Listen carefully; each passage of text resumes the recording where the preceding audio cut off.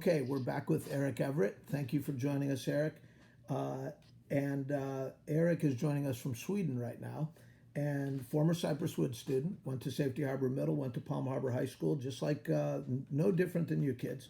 But then after high school, his life took a turn. He decided to become a professional tennis player. Erik, tell us about that journey in your life. Well, when you make a decision like that, you think that things are going to go exactly the way that you planned. So you're going to start. It's going to be hard, but then after a while, you'll get to where you want to go, which is playing in front of people, getting all the perks of being a professional tennis player. What I think many people don't know is that professional sports is really hard. There are a lot of really good players, a lot of really dedicated players, and in order to get to the place where you're on television, it requires a lot of dedication and a lot of hard work. So I would say that the first thing that you learn is that you have to love the sport.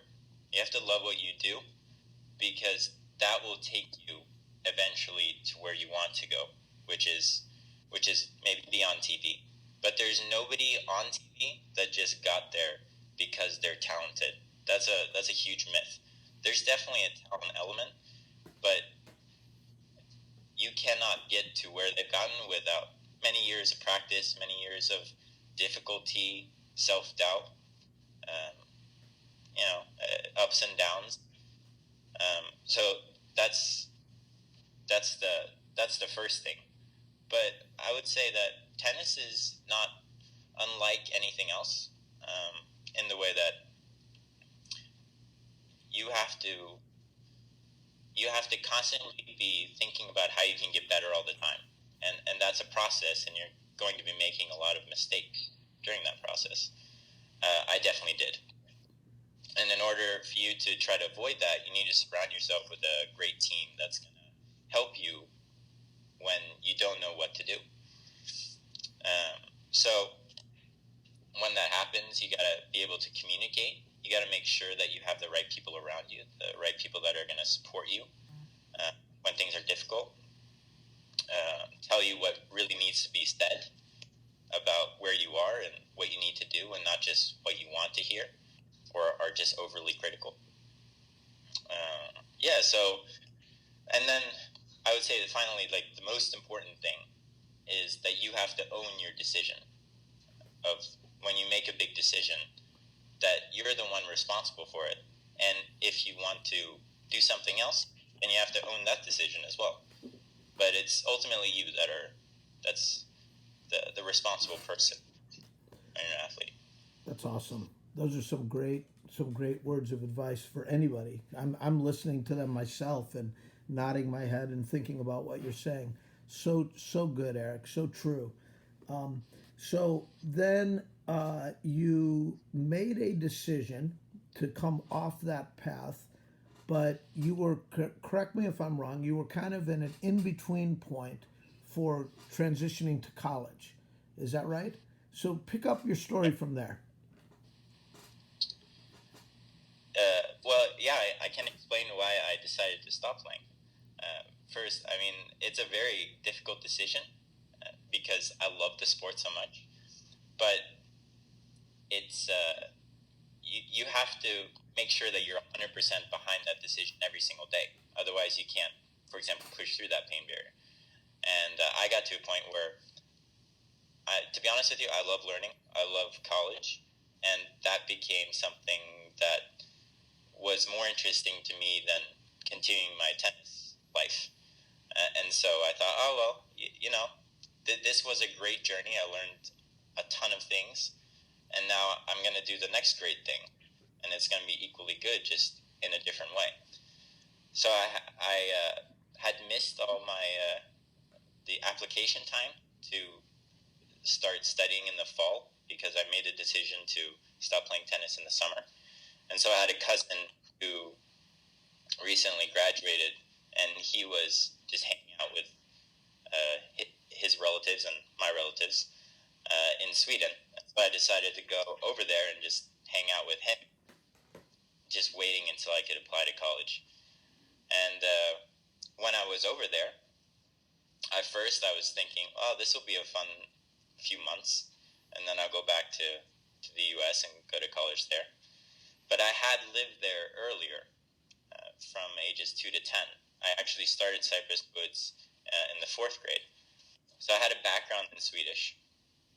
And when I was there, it went surprisingly well. My Swedish was not bad. And an idea popped in my head. It was like, well, maybe this would be a fun thing to try, to go to Uppsala or to go to any Swedish college. And try it out here. It's just as good, I think, in my opinion. So then in order to do that, you have to pass the test. And so I studied like crazy to pass the test. And when I did, I decided that I was going to stay in Sweden. That is so cool. So when you say your Swedish is good, you mean your ability to speak the Swedish language. Is that what you mean when you say that? Yeah, so I had a background in reading and speaking. The most difficult part was writing, because as a university student, you have to write at a level that university professors will accept. And I had missed many years of that because I went to high school and middle school in Sweden. So it was a very intensive period of trying to catch up on that. But because I had that background, and again, I mean, I would say that's another example of pain barrier. I just had to sit down in the library and study many, many hours a day in order to pass that test, which was in November, in order to achieve my next goal, which was going to college in Sweden. That's so awesome. Did you carry over any sort of traits or lessons from your tennis pursuit and apply them to your pursuit of being a Swedish university student? Yeah, I mean, to be honest with you, that many people, maybe even some of you, might think that I failed at tennis in some way. If you only look at the professional tennis career, it didn't go as I had wanted. I didn't achieve what I wanted to achieve. But when you go through the process of trying to be the very best at something, when you focus 100% of your effort on trying to make yourself the best that you can be, you'll learn so much from that.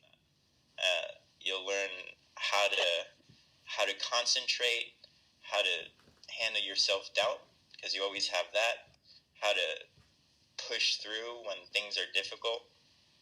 You also learn to be flexible, because you can never control the conditions on the tennis court. You never know really what's going to happen. And that's definitely true when I was in university. I had a lot of challenges with like my language of trying to fit in. But like when you go through the tennis part, everything becomes, I think, a little bit easier because you've learned the routines that help you achieve greatness, or at least a stability within yourself. Yes. Yes, and you can apply those lessons. You can apply those lessons in a variety of ways because those aren't tennis lessons, are they? They're life lessons. Those are Yeah. things you need to do to be successful. You know, one thing that we'll say to the kids about the music is something very similar, kind of to what you said. You know, the beat is coming. You have to be ready. You have to be ready to put your foot here or to move your body there because it's coming. Without fail, the next one's coming. You have got to get yourself planned, prepared, blah blah blah, whatever. And I think I'm hearing some of the same sort of mindset about preparation, about failure, because let me tell you something. I, and the kids can tell you, we look awful silly when we first start doing these routines. I mean, to the point where you want to throw your hands up and say, "What the heck are we even trying to do? This is crazy." But yet, as a result of the effort, as a result of that journey, that pursuit, while we're not becoming professional dancers, we are getting to a place that we weren't before. Is that accurate to say that you are in that place over there in Sweden? A place you wouldn't have been had you not gone through that 3 year pursuit at tennis? Yeah, definitely. If you, I mean, it's like the foundation to a house. So as long as you have the foundation, you can build whatever house you want. You can create a tower, or you can create I don't know, just a mansion or a cottage. But as long as you have that foundation, then you can achieve a lot. Maybe not everything that you want, but a lot. Yes, And I yes, think that's true if you're talking about dancing, if you're talking about becoming a doctor, if you're talking about becoming a professional tennis player, if you want to be good at throwing a ball. It's the same concept. yes, yes. We listen to this tape from time to time. Arnold Schwarzenegger's 6 Rules of Success, and one of them, the first rule is trust yourself. The second rule is don't be afraid to fail. One of the other rules is don't listen to the naysayers. Don't listen to people that tell you it can't be done.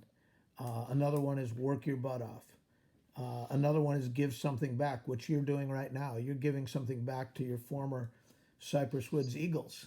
Once an Eagle, always an Eagle, Erik. Always an eagle. That a boy. So what I'm going to do is stop this tape now for part 2 of our interview, and then we'll pick up the final parts of the interview in just a little bit. Okay. All right.